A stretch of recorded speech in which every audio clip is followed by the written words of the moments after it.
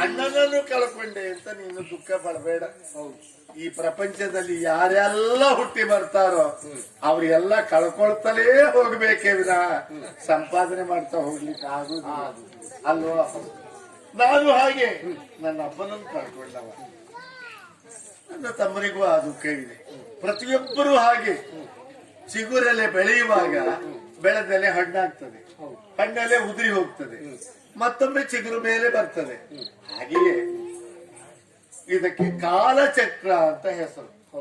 ಪ್ರವಾಹ ಪತಿತ ನ್ಯಾಯೇನ, ಪ್ರವಾಹಕ್ಕೆ ಇದಿರಾಗಿ ಈಜುವ ಪ್ರಯತ್ನ ಯಾರೂ ಮಾಡಬಾರದು. ಆದರೆ ಪ್ರವಾಹದೊಂದಿಗೆ ಸಾಗಿ ಹೋಗುವುದಕ್ಕೆ ಕೈಕಾಲು ಮಾಡಿಕೊಂಡ್ರೆ ಸಾಕಾಗ್ತದೆ. ರಾಮಚಂದ್ರ ನಮ್ಮ ಅಣ್ಣ ಸಾಯುವ ಸ್ಥಿತಿಯಲ್ಲಿದ್ದಾಗ ಒಂದು ಮಾತಾಡಿದ, ರಾಮಚಂದ್ರ ನಾನು ಅಪರಾಧ ಮಾಡಿದ್ದೇನೆ, ಸುಗ್ರೀವ ನೀನು ನನ್ನ ಸತಿಯಾಗಿರುವಂತಹ ತಾರೆಯನ್ನು ನೀನು ನೋಡಿಕೊಳ್ಬೇಕು, ಅದು ತಾಯಿ ಸದೃಶವಾಗಿ ನೋಡಿಕೊಳ್ಬೇಕು ಅಂತ ಹೇಳಿದ.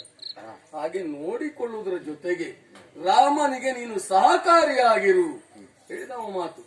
ಆದ್ದರಿಂದ ರಾಮ ನಿನಗೆ ನಾನು ಯಾವತ್ತೂ ಸಹಕಾರಿಯಾಗಿ, ಅಂದ್ರೆ ಒಂದು ಅವನಿನ್ನನ್ನು ನೋಯಿಸಿದ ಎನ್ನುವ ಕಾರಣಕ್ಕೆ ಅವನ ಮಗ ಅಂಗದನನ್ನು ನೀನು ನೋಯಿಸಬಾರದು ಅನ್ನುವುದು ಧ್ವನಿ ಅಲ್ವಾ? ಆದ್ರಿಂದ ಈ ಪ್ರಪಂಚ ಹೇಗೆ ಉಳಿಯಿತು, ಬೆಳೆಯಿತು, ಬೆಳಗಿತು ಕೇಳಿದ್ರೆ ಪ್ರೇಮಮಯವಾದದ್ದು ಪ್ರಪಂಚ ಅಂತ.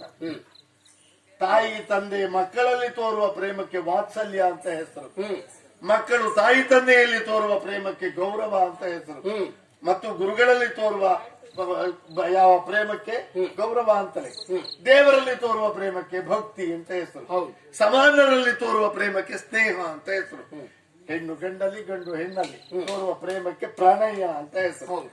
ಯಾವುದು ಪ್ರೀತಿಯುತವಾದದ್ದು ಪ್ರಪಂಚವಲ್ಲ, ಪ್ರೇಮಮಯವಾದುದು ಪ್ರಪಂಚ. ನೀ ದೇವಸ್ಥಾನಕ್ಕೆ ಹೋಗಿದ್ದೀಯಾ? ಅಲ್ಲಿ ದೇವರು ಪ್ರೇಮಮಯ ಅಂತ ಬರೆದಿದ್ದಾರೆ. ನಮಗೆ ದೇವಸ್ಥಾನದ ಪರಿಚಯವೇ ಆಗಲಿಲ್ಲ.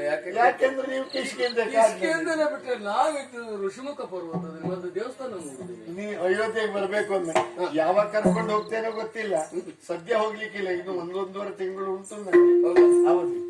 ಅಲ್ಲಿ ಉಂಟು ನಮ್ಮ ಅಯೋಧ್ಯೆ ಹೋಗುದಾದ್ರೆ ಆವಾಗ ನಿಮ್ ಜೊತೆ ನಾನು ಬರ್ತೇನೆ. ಅಲ್ಲ, ಬರ್ಲೇಬೇಕು. ವೆಚ್ಚ ಪೂರ್ತಿ ನೀವೇ ಮಾಡ್ಬೇಕು.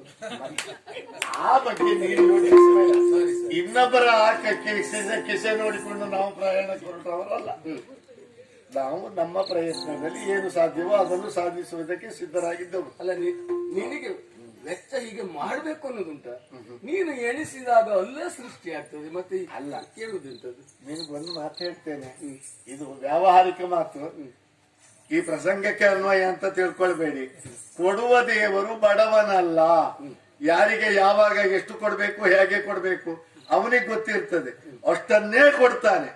ಒಂದು ವೇಳೆ ಅದಕ್ಕಿಂತ ಹೆಚ್ಚು ಇವ ಸಂಪಾದನೆ ಮಾಡಿದ್ರು ಸಿಕ್ಕಿದ್ರು ಅವನಿಗೆ ಒಳ್ಳೆಯದಕ್ಕೆ ದಕ್ಕುವುದಿಲ್ಲ. ಬೇರೆ ಯಾವುದಕ್ಕಾದ್ರೂ ರೋಗ ರುಜಿನಾದಿಗಳಿಗೆ ಅದು ವಿನಿಯೋಗ ಆಗಿ ಹೋಗ್ತದೆ. ಆದ್ರಿಂದ ಹೇಳ್ತೇನೆ, ವಾಲಿ ವಧೆ ಅಲ್ಲ ಇದು ವಾಲಿಯ ಮೋಕ್ಷ. ಈ ದಿವಸ ಎಷ್ಟು ಜನರ ಮೋಕ್ಷ ಆಯ್ತು. ಕಬಂಧ ಮೋಕ್ಷ ಆಯ್ತು, ಶಬರಿ ಮೋಕ್ಷ ಆಯ್ತು, ಹಾಗೆಯೇ ವಾಲಿ ಮೋಕ್ಷ ಆಯ್ತು. ಈ ಪುಣ್ಯತಮವಾದಂತಹ ಕಥೆಯನ್ನು ನೋಡಿದವರಿಗೆ, ಆಡಿದವರಿಗೆ, ಹಾಡಿದವರಿಗೆ ಸದಾ ಸರ್ವದಾ ಸನ್ಮಂಗಲವನ್ನು ಆ ದೇವರು ಶ್ರೀರಾಮ